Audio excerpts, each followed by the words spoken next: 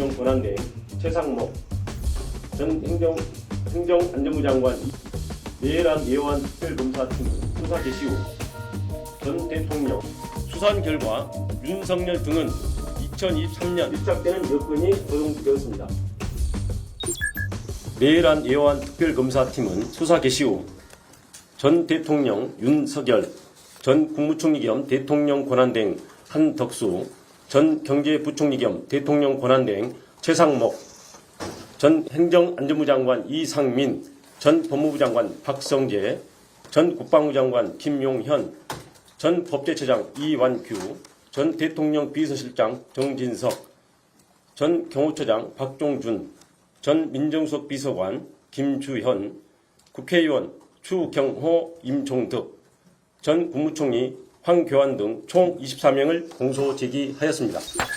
수사 결과 윤석열 등은 2023년 10월 전부터 비상계엄을 준비하였고 군을 통해 무력으로 정치활동 및 국회 기능을 정지시키고 국회를 대체할 비상입법기구를 통해 입법권과 사법권을 장악한 후 반대 세력을 제거하고 권력을 독점 유지할 목적으로 비상계엄을 선포한 사실을 확인하였습니다. 비상계엄을 선포할 명분을 만들기 위해 비정상적 군사작전을 통해 북한의 무력 도발을 유인하였으나 북한이 군사적으로 대응하지 않아 실패하였고 이에 윤석열, 김용현, 노상원, 여인영 등은 국회에서 이루어지는 정치활동을 내란을 획책하는 반국가 행위, 반국가 세력으로 몰아 비상계엄을 선포하였습니다. 우리는 역사적 경험을 통해 권력을 가진 자의 충리 쿠데타는 내세웠던 명분은 허울뿐이고 목적은 오로지 권력의 독점과 유죄성을 잘 알고 있습니다. 윤석열은 취임과 함께 대통령실을 용산 군기지 내 합동참모본부 청사 바로 옆 국방부 청사로 대통령 관저를 한남동으로 이전하였습니다. 그 결과 대통령이 군 지휘부와 함께 군 기지 내에 위치하게 되었고 대통령과 경호처장 지척에 국방부 장관과 합참의장 공간 등 주요 군 지휘부의 공간이 위치함에 따라 대통령과 군이 밀착되는 여건이 조성되었습니다. 특검은 김용현과 수시로 만나면서 계엄을 준비한 전 정보사령관 노상원으로부터 입수한 수첩과 방첩사령관 여인영의 휴대폰 메모 등 객관적 물적 자료와 관련자들의 진술을 통해 2024년 4월 제22대 총선 훨씬 전부터 윤석열은 김용현과 김용현은 노상원 그리고 여인영과 비상계엄을 순차 모의하고 준비해온 사실을 확인하였습니다.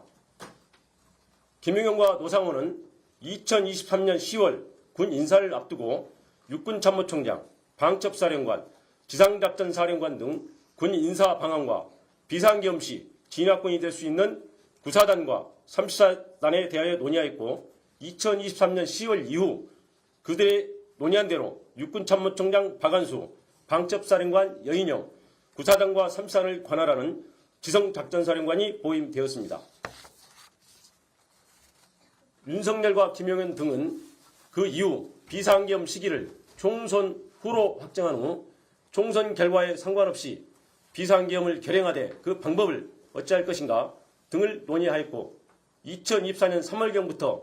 안가와 관저 등에서 만찬 등을 통해 비상계엄에 동원할 방첩사령관 여인영, 수방사령관 이진우, 특전사령관 곽종건 등 군사령관들을 상대로 우호적이지 않게 전개되고 있는 정치 상황을 종북 좌파 등에 의한 국가적 이의 상황으로 인식하도록 유인하면서 군이 나서야 된다는 등 비상계엄 필요성에 대한 인식을 공유시키고 비상계엄에 대한 윤석열의 의지를 주지시켰습니다. 그 과정에서 윤석열과 김용현은 2023년 7월 나토 정상회의 참석을 마치고 들린 화해회에서 동행한 강호필 합참차장에게 한동훈은 빨갱이다. 군이 참여를 해야 되는 것 아니냐며 한동훈에 대한 적개심과 비상계엄의 필요성을 말하였고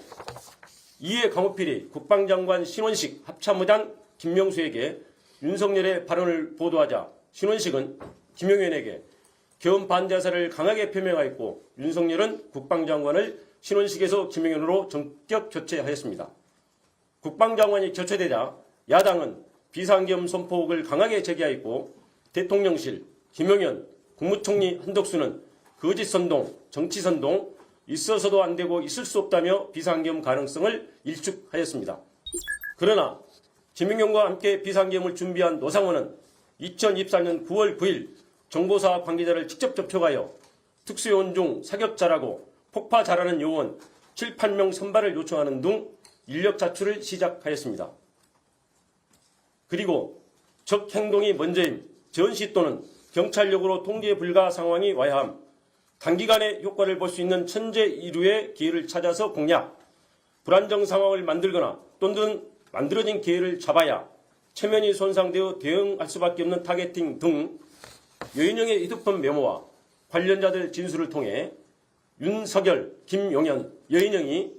비상계엄 선포의 명분을 만들기 위해 북한의 무력 도발을 위할 목적으로 2024년 10월부터 다양한 비정상적 군사작전을 실행한 사실을 확인할 수 있습니다.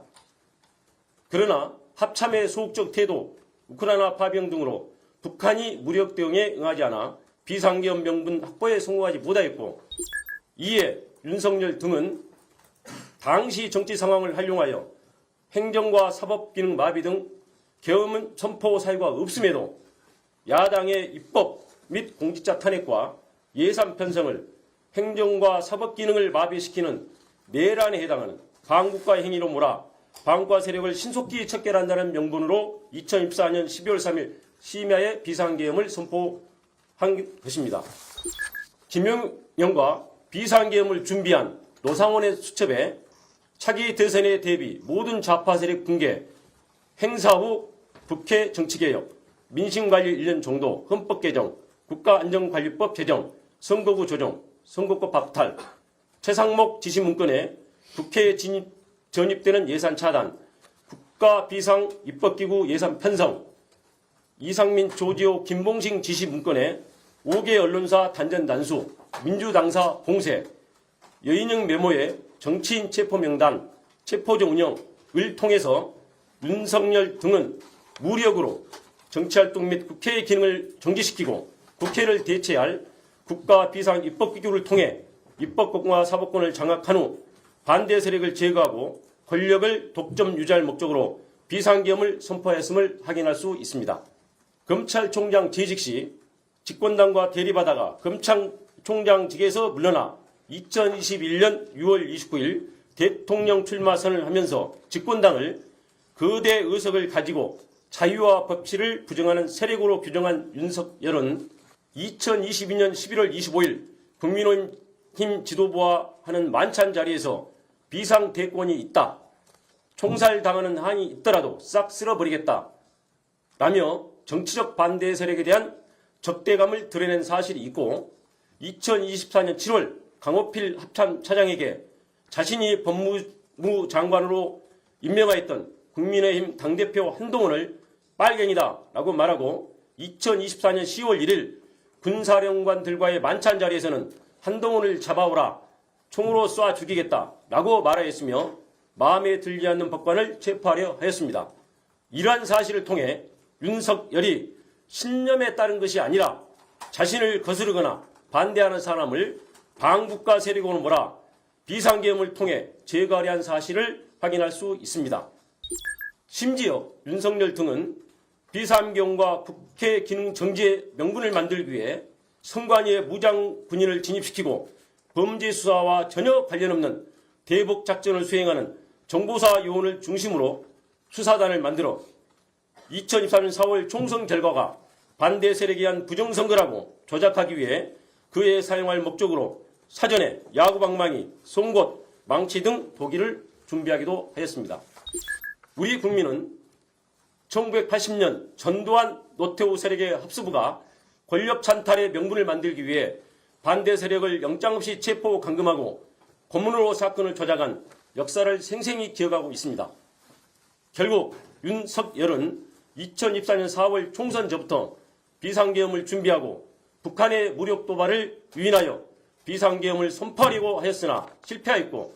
군을 통해 무력으로 입법권과 사법권을 장악한 후 정책 반대 세력을 제거하고 권력을 독점 유지할 목적으로 2024년 12월 전후의 정치 상황을 국정마비로 내세워 비상계엄을 선포한 것입니다. 이상입니다.